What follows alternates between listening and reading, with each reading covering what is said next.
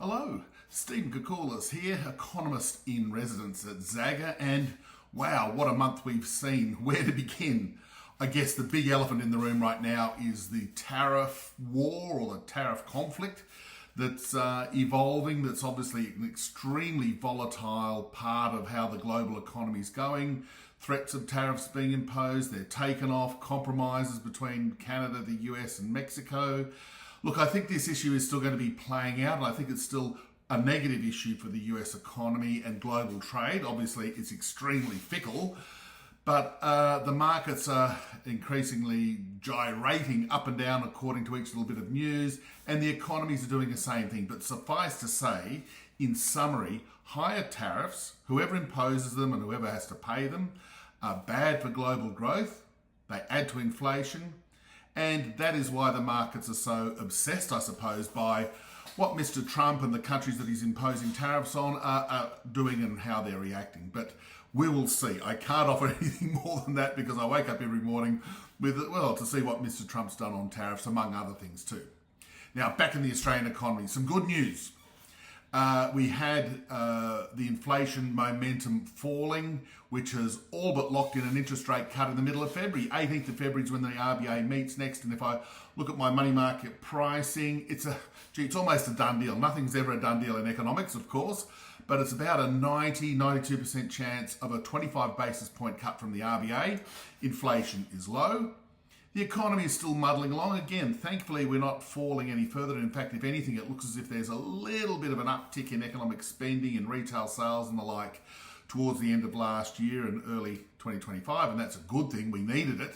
But nonetheless, the RBA, because of the low inflation, and interestingly, because wages growth is decelerating, which is an important driver of future inflation pressures, it has the confidence to start the trimming cycle for interest rates. And I use trimming wisely. We are not talking about mass interest rate cuts in the near term in Australia. What I think is going to be the scenario for interest rates is, a series of cautious 25-point rate reductions, probably totaling around 1 percentage point between now and the end of 2025 or early 2026. So in terms of official rates, that takes it down from 4.35 to 3.35 with similar 1 percentage point reductions in mortgage rates, business rates and the like. And that's the sort of scenario that we're talking about. Just enough to get the cash flow improvement in the economy to spark a bit of an economic recovery and the like. So that's an important thing. The other important thing that relates to housing, the building approvals numbers, while they're not strong and they're coming from such a low base, it is interesting that the numbers that we saw just recently confirmed that for 10 straight months, we've had an increase in the number of new building approvals. It was as low as around about 12,500 per month.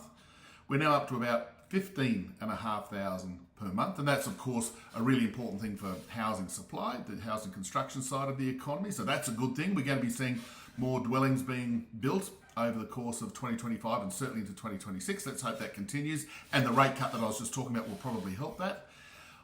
Conversely, we've got house prices weakening still. Melbourne, Hobart, Darwin and Canberra have been weak for some time. And just in the last couple of months, Sydney's joined the weakness. So prices in Sydney are now starting to fall. Not much, but they're starting to fall. So that's probably an indication that there's a bit of a sticker shock from potential home buyers. And even in the boom cities, Perth, Adelaide, Brisbane, the rate of increase is slowing down. So all in all, the economy is starting to get a little bit of an upturn, not too strong. Rate cuts are coming, inflation's under control, and the housing market's got this interesting dynamic of more construction in the pipeline, but house prices being pretty weak. I look forward to meeting you all in the very near term and chatting more about the economy. It's an ever-changing feast.